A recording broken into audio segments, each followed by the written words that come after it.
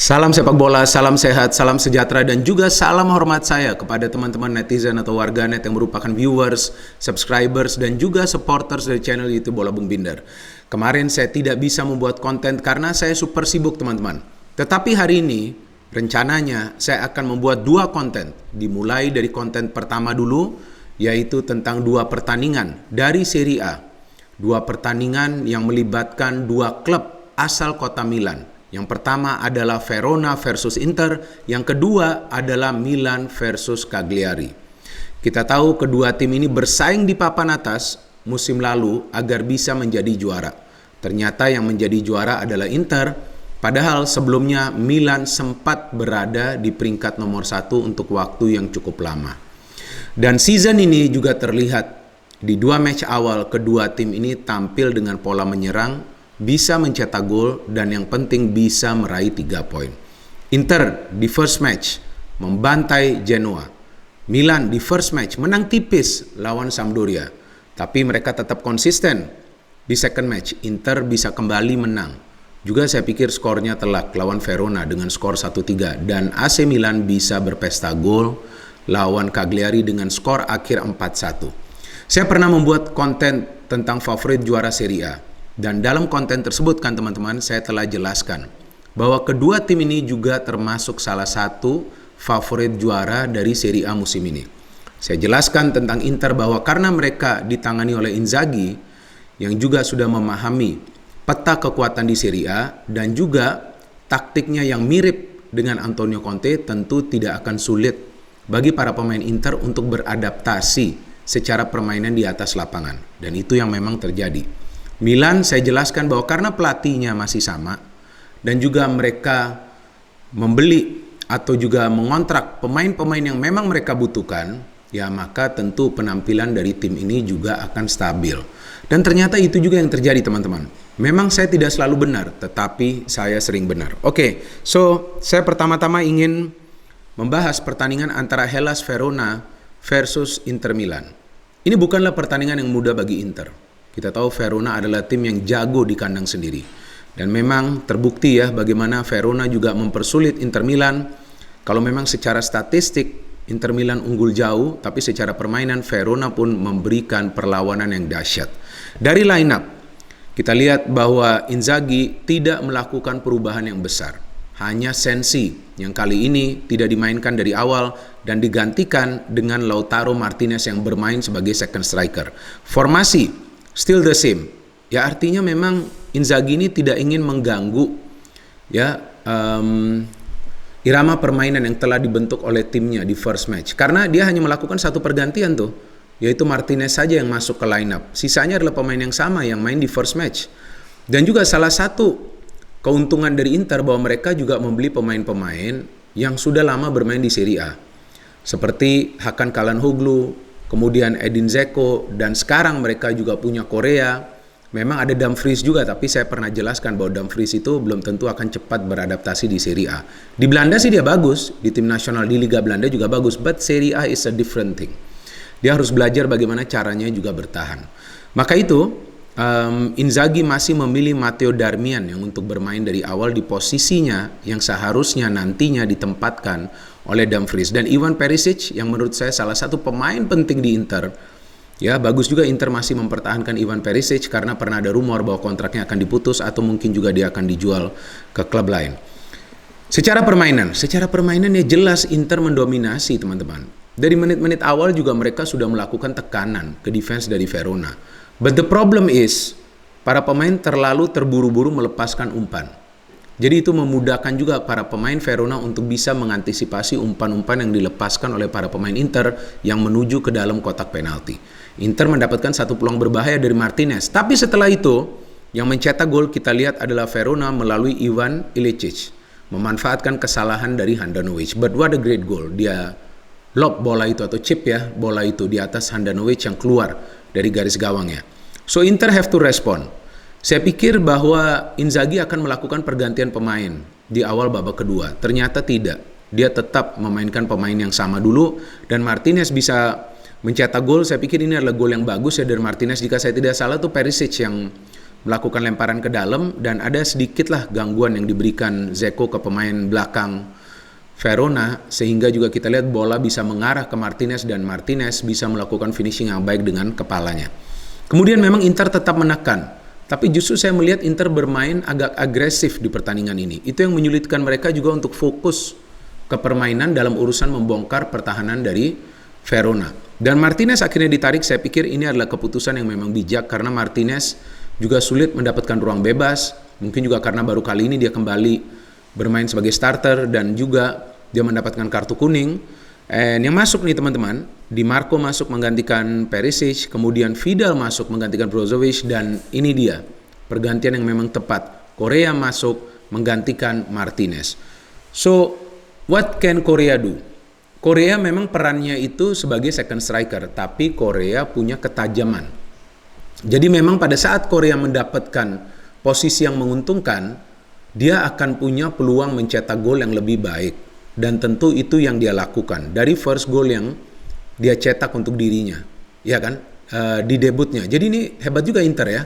Di pekan pertama 2 pemain baru mencetak gol di debutnya, Dzeko dan juga Hakan. Kali ini pemain baru mereka lainnya, Correa yang mencetak gol di debutnya. Dan umpannya luar biasa itu dari Darmian. Jadi tidak salah juga Inzaghi masih mempercayai Darmian. Dan juga Correa bisa melakukan heading yang baik. And then the second goal from Correa yaitu memanfaatkan umpan pendek dari Barella, turning dan juga mencetak gol dari luar kotak penalti yang sangat indah. Apa yang bisa kita pelajarin dari pertandingan ini? Bahwa sebuah tim walaupun mendominasi jalannya pertandingan, tapi tim tersebut jika mengalami deadlock, maka pelatih harus memberikan respon. Ya memang Martinez mencetak gol, menyamakan kedudukan, tapi setelah itu Martinez mainnya justru tidak stabil atau tidak tenang. Maka itu ditarik keluar Martinez dan pada saat dimasukkan Correa terlihat Correa justru tajam dan dia juga bisa mencetak 2 gol bagi Inter Milan. Artinya sekarang kalau kita cermati materi pemain Inter Milan lebih merata. Mereka punya kedalaman yang mereka butuhkan. Jadi tidak akan menyulitkan Inzaghi untuk melakukan rotasi di line up atau untuk melakukan pergantian pemain. Ya lihat saja jika Perisic memang tidak bermain bagus, ada Di Marco. Di Marco is not a bad player, saya melihat dia bermain bagus. Kemudian Sensi juga masih bisa dimanfaatkan, Vidal masih bisa bermain. Ya belum lagi itu tadi siapa Correa, Vecino juga. This is a good player ya. Saya suka Vecino ini. Dia adalah pekerja keras. Walaupun dia tidak sekreatif seperti Hakan, tapi dia bisa dibutuhkan pada saat untuk menahan serangan dari tim lawan. So great win by Inter Milan dan saya pikir Inzaghi juga membuktikan ya bahwa dia memang adalah pelatih yang layak juga menangani tim besar. Memang masih awal musim, tapi awal musim juga penting teman-teman. Paling tidak para pemain Inter ini sudah bisa mendapatkan irama permainan mereka. So now to the second match yaitu AC Milan versus Cagliari. Jika Inter ya di bawah Inzaghi melakukan satu pergantian pemain di line up, yaitu tidak memainkan Sensi dan memainkan Martinez, maka Pioli memainkan pemain yang sama yang menang di kandang Sampdoria dengan skor 0-1. Saya pikir kemenangan lawan Sampdoria itu bukanlah kemenangan yang mudah. Dan juga terkesan ya bahwa Milan itu mendapatkan kemenangan berbau keberuntungan karena juga gol dari Brahim Diaz itu sebetulnya juga bukan peluang yang berbahaya, tapi memang penjaga gawang Sampdoria Audero tidak bisa menangkap atau melakukan save dari tendangan yang sebetulnya tidak keras dari Brahim Diaz. Dan juga secara permainan Sampdoria memberikan perlawanan yang luar biasa, tapi memang penjaga gawang Milan juga Mignon ya, kan seperti itu pronunciation-nya Mignon, melakukan beberapa saves yang krusial. Dari susunan pemain yang diturunkan oleh Pioli seperti yang tadi saya jelaskan, tidak ada perubahan yang dia lakukan. Artinya dia masih mempercayai pemain yang sama yang bisa menang di kandang Sampdoria. Walaupun itu juga kemenangan yang sulit mereka raih. Dan yang menarik bagi saya bahwa Lord Krunic kembali dimainkan sebagai starter teman-teman. Dan dia berada berdampingan dengan Sandro Tonali yang sekarang saya pikir permainannya lebih matang lagi. Di belakang seperti biasa Kair Tomori, Mignon, penjaga gawang dari Milan, kemudian Salamakers, Brahim Diaz yang pernah saya jelaskan inilah playmaker yang juga bisa berkontribusi ya bagi AC Milan dan dia membuktikannya. Leao, saya suka jika Leao itu bermain di belakang striker karena dia lebih free pergerakannya. Oliver Giroud who can score a goal, jadi di pekan ini ada dua pemain yang datang dari Premier League yang mencetak gol. Yang pertama adalah Giroud dan yang kedua adalah Tammy Abraham. Dan sayang saya tidak bisa menonton pertandingan Roma karena mainnya secara bersamaan dengan Milan. Saya memilih nonton pertandingan Milan. How was the game? Of course, ini adalah one way traffic bagi AC Milan. Dan ini adalah pertandingan di mana mereka mendominasi total.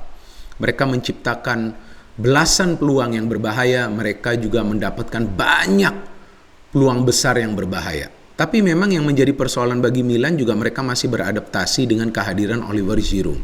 Tentu para pemain juga mulai perlahan-lahan memahami ya, seperti apa sih Giroud ingin mendapatkan suplai bola.